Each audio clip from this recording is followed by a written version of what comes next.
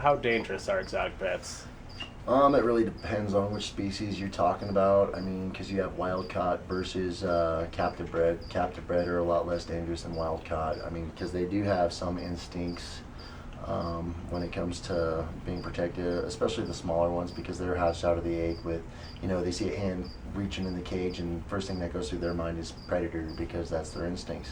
But as animals grow in captivity, it's almost like a puppy or a dog, where as it grows and gets used to being around people, it matures, and most exotic pets can be tamed down, and a lot of people treat them just like one of the family. Yeah, certainly. I'm really hoping that my veiled chameleon will warm up to us one of these days. Oh, they take a little bit, They but do. yeah, some of the veiled stay a little aggressive Yeah. throughout their lives, but I mean that's just kind of part of the pet. Some of them are really sweet. It just really depends. They each have their own individual personalities, just like people or anything Yeah. else. Exactly. So what kind of people own exotic pets? Just about anybody and everybody from all kinds of backgrounds own exotic pets. It's really neat working in a place like this because you see cops, you see criminals, you see people from all backgrounds coming together over a common interest and passion that they have, which is the exotic pets and reptiles and things like that. And they all come together for the love of what they do with the reptiles. And it's really neat because it's people that you would never see hanging out together on any given day, except they come together on this common ground. So it's a very healthy interest, common interest to have with people, I think. And you end up meeting a lot of people that you wouldn't really expect to be into exotic pets and things like that. What about laws regarding the sale of Basically, reptiles? the laws vary from state to state. Colorado is a non-venomous state, which means you can't keep venomous reptiles without a permit. Another thing that's illegal in Colorado would be turtles under 4 inches.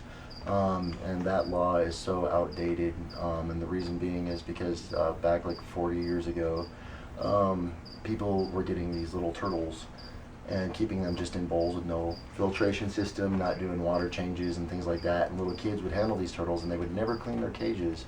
And there was a big salmonella outbreak, and everybody blamed it on the turtles being as small as they were.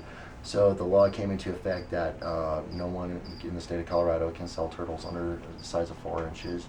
The next big law, I think, in Colorado that comes into play is probably the indigenous law, which is you're not allowed to sell indigenous species to the state because it threatens the wild population, because people will go out and catch these animals and sell them on the black market or sell them to pet stores and things like that, and it threatens the wild populations. You're allowed to have up to 3 indigenous species as a private keeper, but any more than that, and there's some serious penalties through the Division of Wildlife and things like that. So those are basically the 3 biggest laws that come to mind when we're talking exotic pets in Colorado.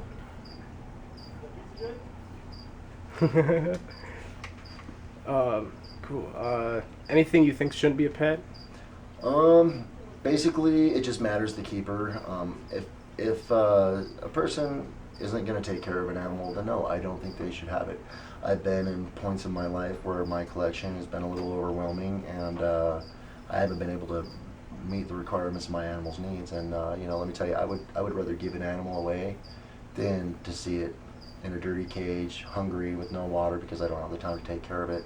I think that people that are just starting with reptiles should probably stick with beginner level stuff until they learn a little bit more about it. Venomous is always questionable. I mean, basically point blank, if you have venomous, eventually you're gonna get bit.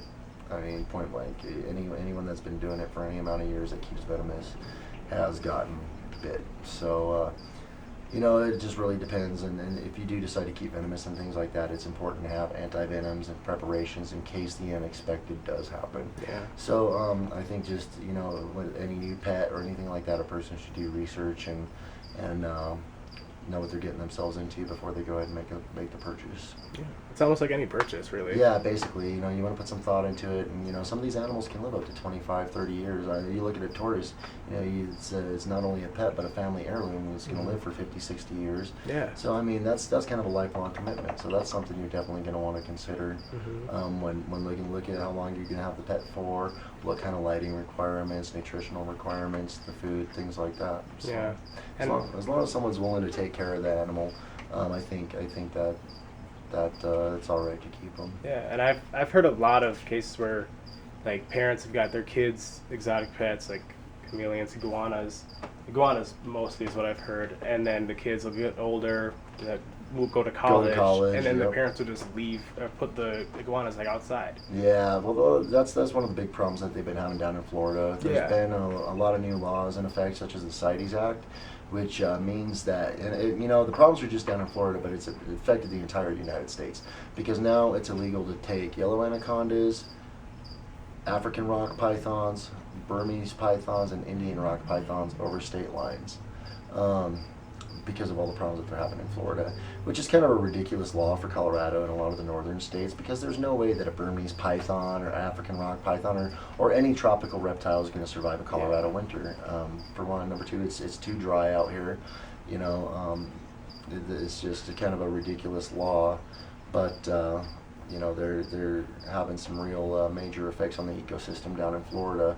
So it's not a ridiculous law when it comes to that, but I think that they should be a little more specific in their laws and how they work them.